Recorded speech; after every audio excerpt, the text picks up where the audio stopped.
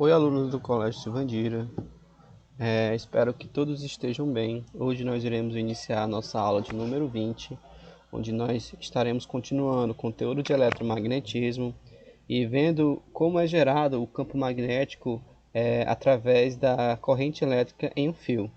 A aula passada nós vimos como esse campo era gerado quando o fio ele era retilíneo.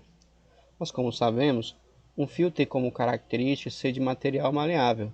Então você pode deformá-lo e colocá-lo do formato no qual você acha mais ideal. Na aula de hoje nós iremos ver o campo magnético criado em um fio que se torne uma espira circular. Campo magnético de uma espira circular. Linhas de indução magnética. Quando um fio retilíneo é encurvado em forma de circunferência, obtém-se uma espira circular. Como vocês bem ouviram, o que é que acontece? O fio tem como característica ser um material maleável. Então é possível eu deformar ele da forma que eu queira. Então, nesse caso, eu posso deformar ele e encurvar até que ele se torne uma circunferência. Quando ele se tornar uma circunferência, esse meu fio que era retilíneo passa a ser uma espira circular. Ao fazer passar uma corrente elétrica pela espira, tem-se um campo magnético cujo sentido das linhas de indução é obtido pela regra da mão direita. Aqui novamente iremos utilizar a regra da mão direita, onde a regra da mão direita nos diz o quê? Que o dedo polegar vai indicar o sentido da corrente elétrica, e os outros dedos encurvados indicarão o sentido do campo magnético em relação a essa corrente elétrica. E sempre o campo magnético gerado por um fio elétrico onde passa uma corrente, ele vai ser perpendicular à corrente elétrica. O que significa perpendicular? Faz um ângulo de 90 graus. A simetria dessas linhas é diferente da situação do fio retilíneo. Podemos visualizá-la por meio do experimento simples. Colocam-se limalhas de ferro ao redor de várias espiras enroladas, as quais transportam corrente elétrica. Se nós utilizarmos da mesma forma que fizemos a experiência, que vimos na imagem quando estudávamos os ímãs, como é que nós poderíamos identificar o campo magnético formado por um ímã?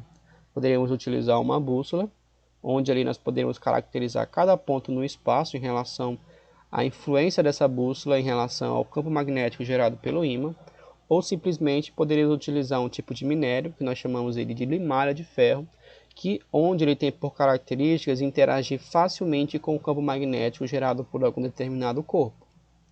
Se nós colocarmos essa limalha de ferro próximo a um fio que podemos dizer que é uma espira circular, nós podemos identificar um campo magnético quando por essa espira circular passa uma corrente elétrica. Podemos ver na imagem, essa imagem foi retirada do livro.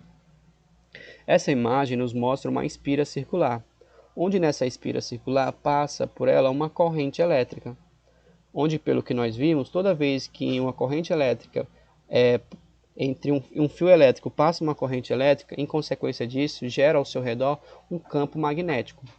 Esse campo magnético ele vai também ser enfatizado quando esse nosso fio agora está em formato de espira circular. A configuração das limalhas de ferro em torno do conjunto de espiras circulares com corrente elétrica permite a visualização das linhas de indução magnética desse conjunto.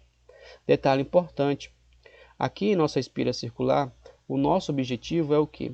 Observar que a intensidade do campo magnético ela vai ter um ponto no qual ela vai ter uma intensidade maior. E que ponto é esse? O ponto onde o campo magnético terá maior intensidade é o centro da espira. É tanto que quando nós formos calcular a intensidade desse campo magnético, nós iremos querer apenas calcular essa intensidade no ponto central da espira.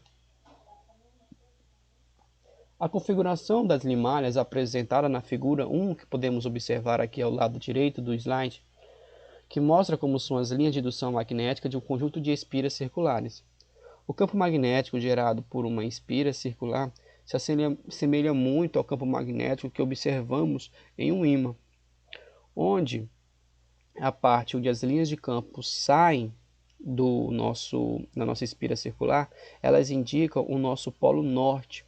Então, em uma espira circular, quando contém uma corrente elétrica, ela vai ter como característica as mesmas de um ímã. ela terá a característica de polo norte e polo sul. A parte onde saem as linhas de campo magnético consideramos como polo norte. A parte onde entra as linhas de campo magnético iremos considerar polo sul, assim como no ímã.